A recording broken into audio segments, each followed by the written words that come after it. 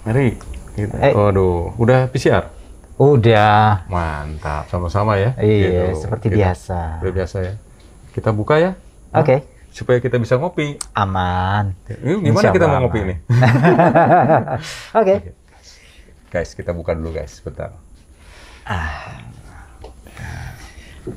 Wah, udah nggak berembun sekarang. Oke.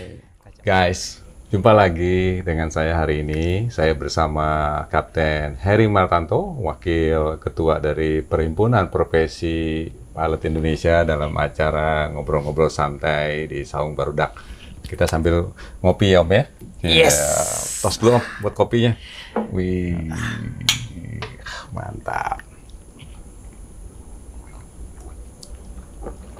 Oke guys, hari ini kami akan berbincang-bincang mengenai situasi dunia penerbangan dalam negeri akibat adanya pandemi COVID-19 sampai saat ini.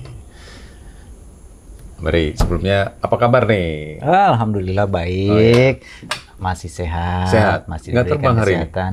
Ya, seperti biasa lagi di pandemi lah. Terbangnya sekali-sekali. Hebat Jadi- sekali-sekali. Kalau saya berkali-kali tidak. Tapi masih sama judulnya, masih pakai kali-kali. Masih kali-kali. Kali-kali aja masih terbang, Kali-kali kali-kali aja. aja lagi. Kasihan deh. Kasih. Ya, Tapi ya inilah Ya. keadaan, kenyataan yang Ya. memang harus dihadapi. ya semua ya gitu ya. Ya. Teman-teman kita di maskapai yang lain juga sama ya sekarang Ya. ya gitu. Ya itulah kita turut prihatin. Satu lagi nih, kenapa nggak kayak gagah kayak baju saya ini loh? Ini saya dibikinin sama siapa nih? Gitu. Ya, kenapa pakai baju itu sekarang nih? Justru di situ masalahnya. Tadi ditelepon. Oke, kita diskusi. Diskusi apa lagi? Ya kondisi mutakhir lah, penerbangan kita ini mau diapain, seperti apa, mau bagaimana. Ternyata diskusinya kita pakai stage. Pakai state ya. Jadi guys, kita langsung naik saja katanya. Ya sudah kita naik nih. Jadi Kalau ini- udah senior yang manggil harus datang masalahnya.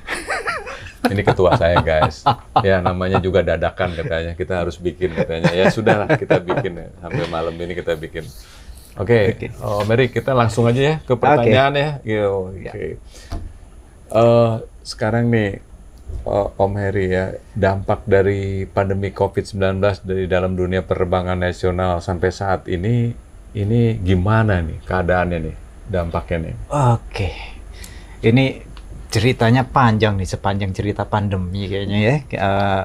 Kita tahulah semua, sama-sama tahu pandemi udah sejak dari Januari 2020 kita udah merasakan itu, tapi dampak di penerbangan tuh kita mulai merasakan sejak bulan April 2020 ke atas sampai sekarang. Nah, ini memang ini udah berdampak panjang banget buat penerbangan. Turunnya frekuensi penerbangan karena penumpang yang naik juga akhirnya berkurang. Ya kita semua paham lah, memang kondisi masyarakat kita level of tingkat keyakinannya atau confidence-nya untuk naik pesawat memang lagi turun. Jadi karena kekhawatiran akan pandemi ini, sehingga banyak hal yang akhirnya berubah, termasuk dari cara masyarakat kita bertransportasi segala macam. Nah ini dampak ini ke penerbangan seperti yang kita lihat dan kita rasakan nih, seperti yang kita sama-sama ini terbangnya ya semakin berkurang. Kalau kebetulan saya terbang bukan pesawat besar seperti Captain Marcus kan, jadi saya masih lebih sering terbang. Om ini kalau saya di merah putih, Oh, Om ini oke. biru putih ya? Biru putih lah. Biru putih guys. Ya mau merah, mau putih, mau hijau, mau apapun warnanya, tetap aja kita semua merah putih. Merah putih. Intinya kan Itu, di iya. situ. Mantap ya, merah putih. Jadi memang dampak ini banyak sekali Om rentetannya. Kita bisa lihat selain dari aviasi juga banyak juga yang terdampak ya, moda transportasi lainnya, terutama sejak pemberlakuan PSBB yang di awal, kemudian PPKM tahap awal sampai PPKM sampai saat ini. Nah, ini memang berakibat dengan turunnya frekuensi penerbangan ini berakibat kepada kemampuan maskapai ini untuk beroperasi. Terutama kalau kita lihat pesawat yang ada di Indonesia ini kan sudah banyak nih. Satu operator itu bisa sudah mengoperasikan puluhan pesawat kan. Iya. Jadi yang notabene pesawat yang dimiliki itu rata-rata bukan dimiliki secara bukan dimiliki, tetapi Sewa, mayoritas tuh masih sewa. Sewa ya semua. Dengan berbagai model sewanya ya, karena Iya. ini perjanjian sewa ini memang kan cukup kompleks dan banyak macamnya. Hmm. Nah, dari kewajiban-kewajiban sewa ini akhirnya menurunkan kemampuan perusahaan atau operator penerbangan ini untuk menerbangkan pesawatnya. Jadi kalau kadang-kadang kita terbang sesekali, mungkin kita terbang dari Jakarta atau dari Surabaya atau dari yang bandara-bandara kota besar lah, Makassar, Balikpapan. Seringkali kita lihat itu banyak sekali kan parkiran pesawat di apron itu yang mohon maaf, terpaksa engine-nya harus dibungkus, roda-rodanya juga harus dibungkus karena memang udah nggak terbang sekian lama. Betul. Dan ini kan pasti menjadi beban operasional yang mana nilai sewa ini tetap harus dibayarkan. Parkirnya belum lagi. Waduh, udah. Jadi memang berat dampak ini. Terus itu selain penerbangan banyak juga itu ya, kayak yang saya tahu mungkin dari perhotelan ya nggak? Kayak apalagi yang saya lihat tuh saudara-saudara kita yang di Bali itu ya. Waduh, itu benar-benar sudah. Nah, ini apalagi yang saat-saat ini sekarang nih, bulan ini nih sekarang ini saya rasakan sampai lihat di apa ya, di Facebook, di mana ini begitu gencar penerbangan ini, maksudnya gini, wah ini bisa gulung tikar. Ini gimana? Apa betul nggak ini? Ya kalau kita lihat kan di beberapa berita memang banyak yang menyampaikan berita-berita mengenai PHK atau merumahkan pegawai. Ini di berita-berita dari industri secara umum kan. Artinya di industri kita tidak hanya yang berhubungan dengan sektor aviasi saja, tapi sebenarnya semua industri. Nah, dalam kaitannya penerbangan ini, yang terdampak juga sebenarnya ya yang selama ini bisa kita lihat nih, apa aja yang terkait di penerbangan, seperti misalkan travel agent. Travel agent ini pasti akan secara operasional itu pasti akan terganggu dengan terjadinya penurunan penumpang, pengurangan frekuensi pesawat. Kemudian perhotelan ini ya mohon izin, ini memang paling terpukul dengan turunnya industri aviasi. Dampak ini terasa sangat langsung ini perhotelan. Okupansi hotel akhirnya menjadi sepi dan terutama cukup memprihatinkan untuk rekan-rekan yang di Bali ya terutama ya, karena kan memang itu adalah tujuan wisata. Sementara dengan kondisi pandemi ini, wisata mau tidak mau akhirnya ikut turun juga. Karena memang mobilitas manusia yang dikurangin kan. Selain itu industri catering, pelayanan makanan di pesawat, kemudian ground handling. Ini memang ada beberapa hal yang pasti berdekatan. Nah, rentetannya juga ada kan dari itu. Karena pasti masing-masing industri ini juga memiliki vendor-vendor, yang mana vendor-vendor turunannya ini juga pasti akan terdampak. Jadi yang secara langsung memang ada, dan secara tidak langsung juga ada yang terdampak. Jadi tidak hanya kita sebagai pilot nih yang di airlines atau di operator penerbangan lain yang suffering, yang menderita, pihak lain pun yang berkaitan juga menderita. Dan ya dengan terjadinya lebih dari setahun ini cukup memprihatinkan lah. Iya, saya dengar kan ada di maskapai teman saya bukan dipotong lagi, malah ada yang sudah tidak dibayar ya, gitu ya. Iya, itu betul ya kan? Ya, dari berita yang kita dapat sih di beberapa media sih. Sampai nggak tega saya mau nanya. Ya, itu dia. Ya, memang kalau ada yang stop operasi nggak? Ya, dalam kondisi nyatanya stop operasi mungkin secara permanen belum. Belum ya. Tetapi secara parsial ada ya gitu. Pemberlakuan PPKM ini kalau tidak salah saya lihat di berita terakhir itu AirAsia itu stop operasi sampai tanggal 6 Agustus untuk mengantisipasi PPKM. Yaitu kita cukup paham lah, kita memahami hal itu, kenapa mereka kemudian harus memilih stop operasi dibanding harus tetap beroperasi. Oke nih, sekarang ini saya kenapa Om Heri ini saya undang sekarang di sini. Saya lihat ada yang ini, ada kan kita benar-benar dari pemerintah tuh kita support ya, Iya. gitu ya. Tapi Pasti. ini ada gejolak dari luar, ya bukan dari netizen lah banyak ini. Kenapa sih ada yang satu mesti, saya setuju banget ya, namanya orang naik kendaraan itu harus dites, ya dia membawa apa tuh virus ya atau Virus, tidak ya. gitu kan. Nah alat tesnya ini kan ada yang namanya pakai antigen, ada yang pakai PCR gitu kan. Nah, ini ternyata ini di sini ada nilai harga, Pak. Gitu kan. Nah, saya yang agak bingung ini gini, maksudnya gini. Kenapa kalau naik pesawat itu harus PCR gitu loh. Dan kenapa kalau naik kendaraan darat itu harus menggunakan antigen. Nah, ini saya baca lihat-lihat ya di YouTube, di Facebook gitu. Nah, ini ada ribut lah maksudnya gitu. Kenapa gitu? Apa memang kenapa bisa begitu gitu loh. Nah, saya yakin namanya tidak ada diskriminasi, tapi ini realitas kesannya jadi ada diskriminasi gitu loh. Iya. Nah, bisa dijelaskan nggak? Ini tujuan mudah-mudahan ini bisa untuk baik nih buat pemegang petugas apa nih? Di bawah petugas siapa nih pemenang ke Satgas Covid. Ya, Satgas Covid-nya ini gitu. Gitu guys. Ini ribet nih guys, biar Oke. Ini nanya serius kan ya? Ya, serius. Oke, baik. Mungkin mengenai yang namanya beberapa problem, memang kan sempat mencuat ya di media sosial ataupun di berita-berita yang mainstream ya, di media berita mainstream. Boleh saya cut dulu? Saya mulai cut. Contohnya gini ya. Teman saya dari Surabaya, ya enggak. Mestinya dia naik pesawat ya, karena harganya mahal. Jadi ini realitas nih. Yeah. Sekarang beliau ada di sini gitu juga ya.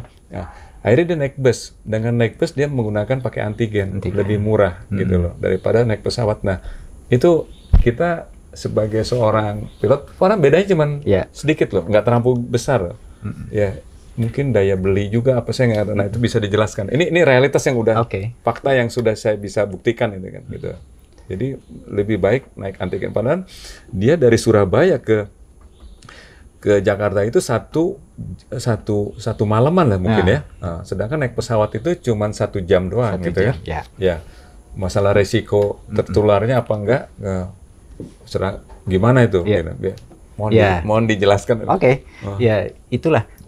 Memang ini menjadi kendala kita ya, di mana kan sebenarnya kita dari sisi penyedia jasa layanan dan kemudian dari organisasi profesi juga kita sebenarnya mendukung apa yang menjadi program pemerintah untuk meminimalisir resiko dari penyebaran COVID ini. Sebenarnya kita mendukung untuk itu dan kita sangat setuju. Tapi memang ada beberapa hal yang terkesan diskriminatif untuk industri penerbangan. Yang benar apa enggak nih diskriminasinya nih? Nah, diskriminasi ini kan kita bisa lihat nih dari peraturan-peraturan mengenai transportasi dengan udara, kemudian transportasi menggunakan moda transportasi lain ya, seperti mungkin bis atau kereta api atau kapal laut gitu ya. Ini kan kita bisa lihat lah, kita browsing sendiri juga bisa lah. Tapi dari sekian itu yang kita inventaris memang ada satu spesialisasi untuk transportasi udara. Nah, transportasi udara ini memang mayoritas, kebanyakan ya, tapi ini dengan destinasi kota tujuan utama malah yang mewajibkan harus dengan PCR. Nah, realita ini mungkin secara tidak langsung berdampak kepada animo masyarakat untuk naik pesawat nih. Ini memang menjadi permasalahan kita semua, di mana di saat jumlah penumpang menurun, kemudian ditambah lagi dengan peraturan kebijakan-kebijakan yang semakin memberatkan dengan PCR. Kalau kita lihat harga PCR juga kan sebenarnya bukan hal yang murah juga ya. Cukup berarti lah kalau misalkan Jakarta Surabaya dengan nilai harga tiket mungkin 400.000 atau 500.000 begitu ya. Kemudian untuk melakukan PCR bisa 500.000 atau malah sampai 900.000 ya. Mungkin ini karena kan berbeda-beda juga PCR kan, tidak satu harga juga kan. Ada yang bisa dijelaskan nggak kenapa sih bisa beda-beda di saat musim begini gitu ya? Kita saya ngerasa ini susah ya. Saya sendiri ngerasa susah gitu ya. Tapi bukan mau menyusahkan diri ya, gitu. Apa masih pantes kah gitu ya? Ada harga. Tuh saya bisa ngecek loh di website itu. Kalau apa sih ada golden, platinum apa gitu. Ada sekian paket ya. Gitu. Sedangkan itu saya sih cuman berharap bisa Om Heri itu bisa ngomong ke pemegang kebijakan itu ya sudahlah PCR berapa gitu loh.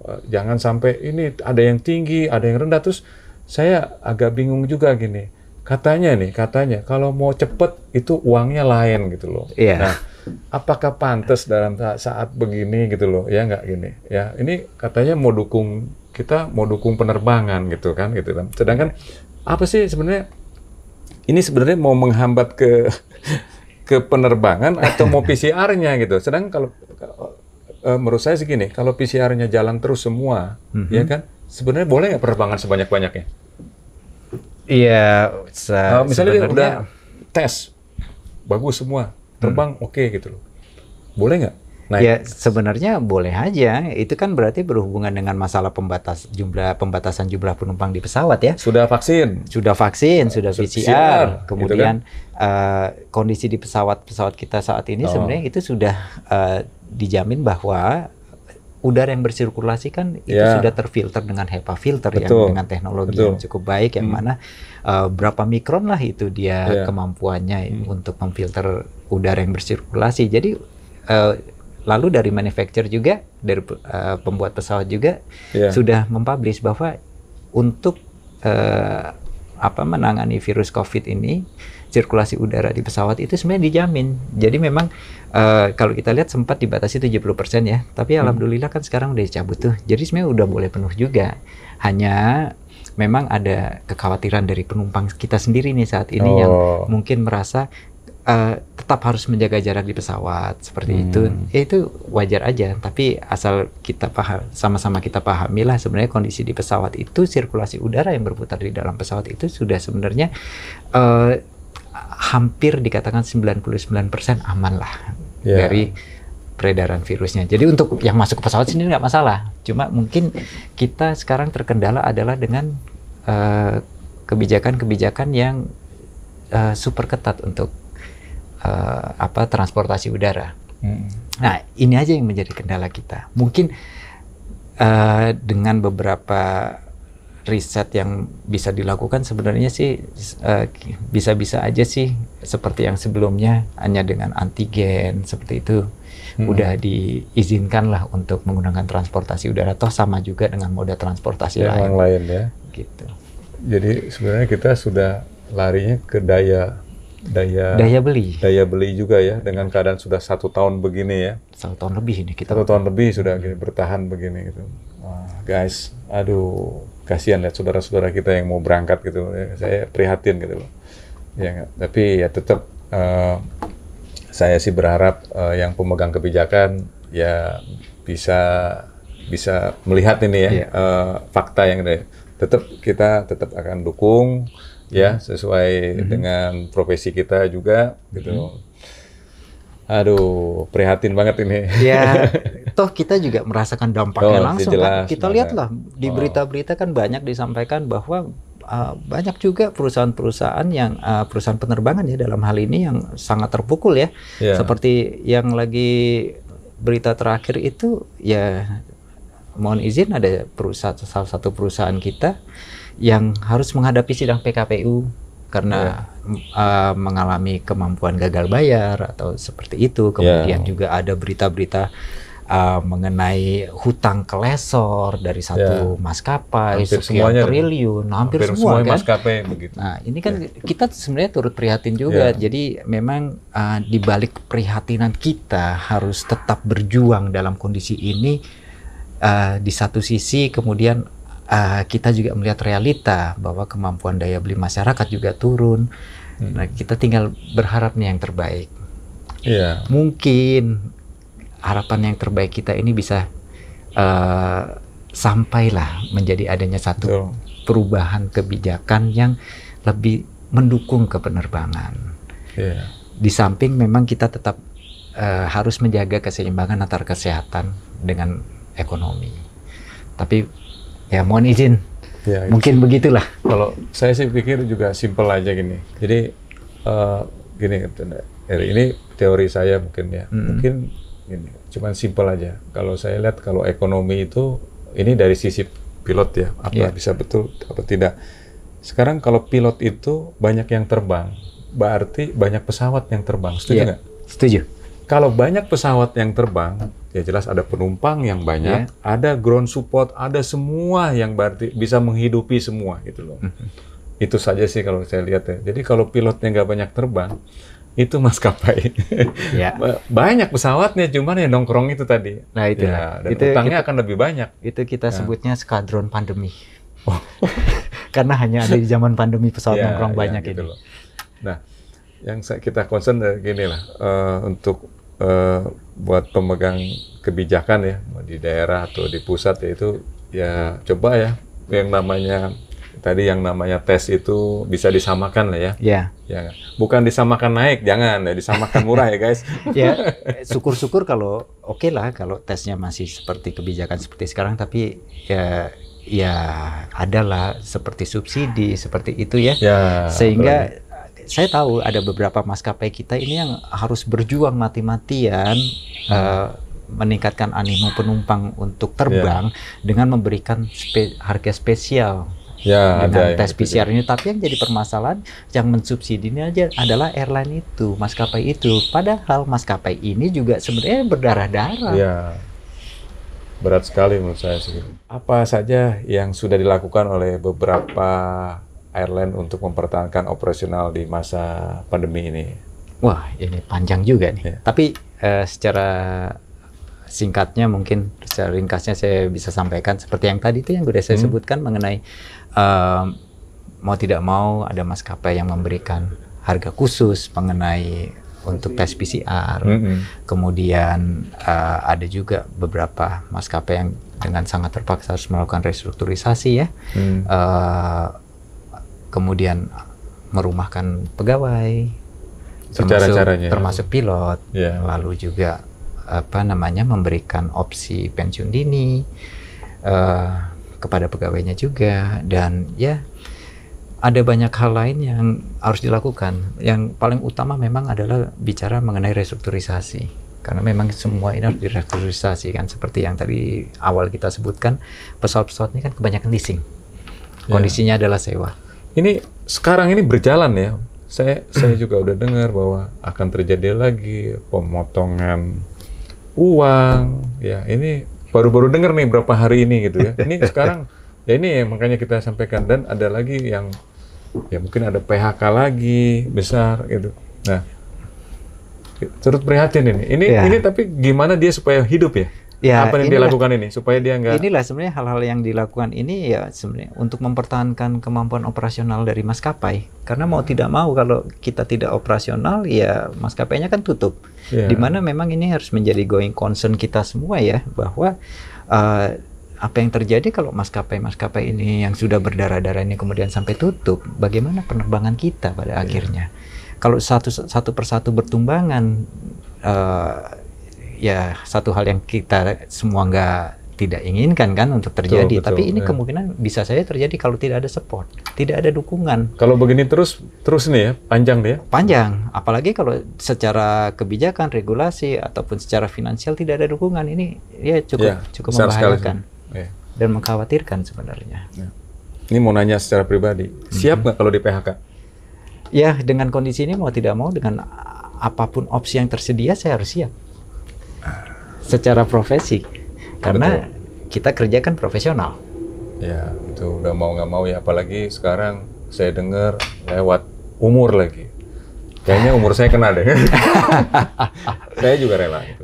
Jadi bukannya kalau mau kerja saya mau kerja gitu, tapi harus gimana lagi? Ya, tapi kan ini kembali kepada persiapan dari masing-masing kita semua. Karena gitu. Amit-amit lah ya. Betul. Amit-amit untuk dilakukan gitu. Tapi ya gimana lagi tadi intinya gini, gimana dia mau mempertahankan operasional? Gimana perusahaan ini mau hidup supaya?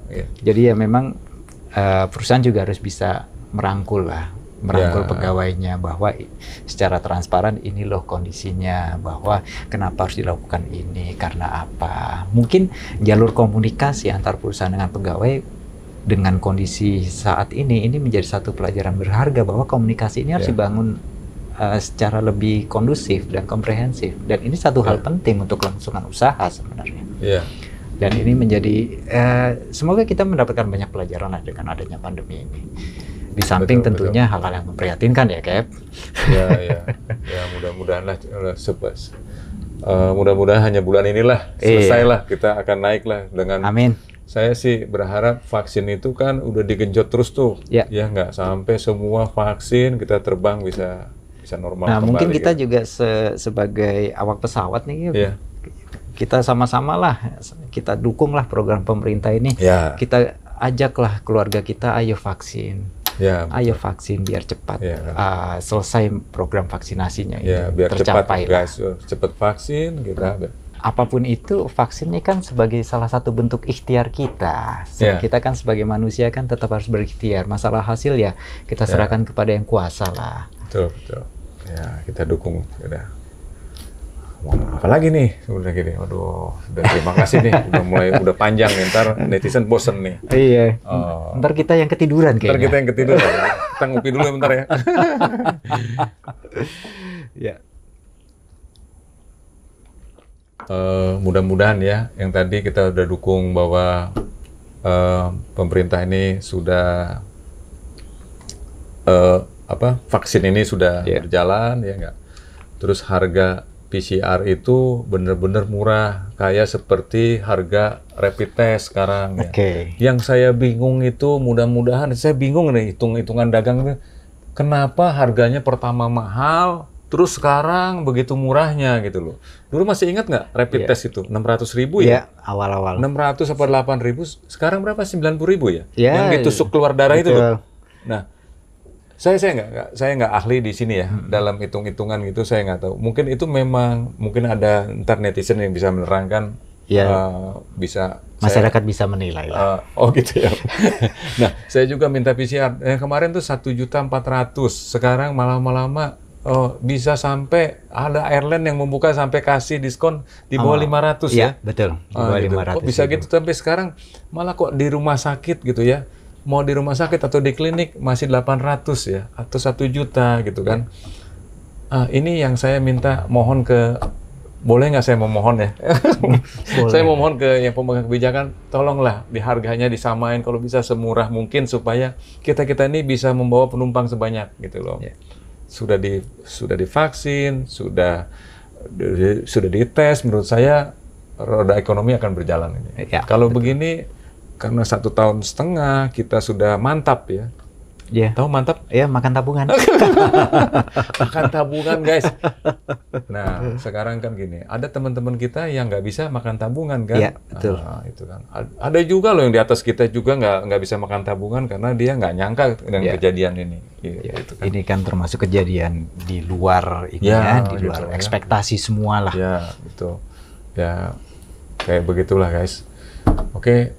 Itu aja permohonan ya. Kayaknya setuju nggak dengan minta bahwa PCR ini kita? Betul. Yang jelas memang kami juga memohon dukungan dari pemerintah akan kebijakan ataupun regulasi yang benar-benar bisa mendukung penerbangan nasional, karena memang ini kita sudah memasuki kondisi kritis untuk saat ini. Dan semoga ini menjadi perhatian yang dapat ditindaklanjuti dengan serius lah. Gitu. Kita concern dari perhimpunan profesi pilot ya, bahwa kita concern di situ ya. Kita lihat sudah, waduh ini makin lama makin terpuruk. Jadi kita tadi dari siang langsung kita duduk di sini gitu loh. Mudah-mudahan bisa didengar ya. Ada lagi yang mau disampaikan?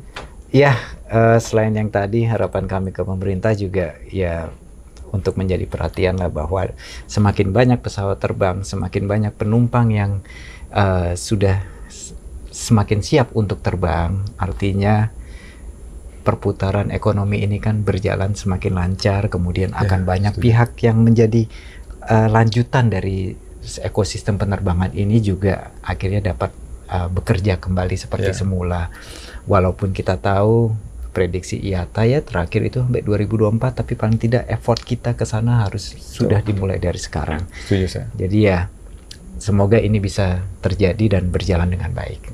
Iya. Gitu. Terima kasih. Ada lagi nggak ada? Nanti kita ngopi lagi aja. Iya, kita ngopi lagi ya. Oke guys, Om Heri, terima kasih ya. Ya, terima kasih Om Heri. Saya juga mohon maaf nih kalau ada salah-salah kata nih guys. Oke, kita tutup aja Om Heri ya. Baik. Ya, oke. Oke guys, sekian dulu bincang-bincang kali ini. Semoga bisa bermanfaat. Kami juga memohon kepada netizen bisa memberikan masukan dan saran-saran demi memulihkan dunia penerbangan nasional. Mudah-mudahan saran-saran dari netizen bisa ditindaklanjuti oleh pemegang kebijakan. Jangan lupa ya guys, sekali lagi sarannya guys ya, kita butuh saran untuk saat ini ya. Setuju nggak Om Heri? Setuju. Oke guys, sekali lagi sampai jumpa lagi. Terima kasih. Dah.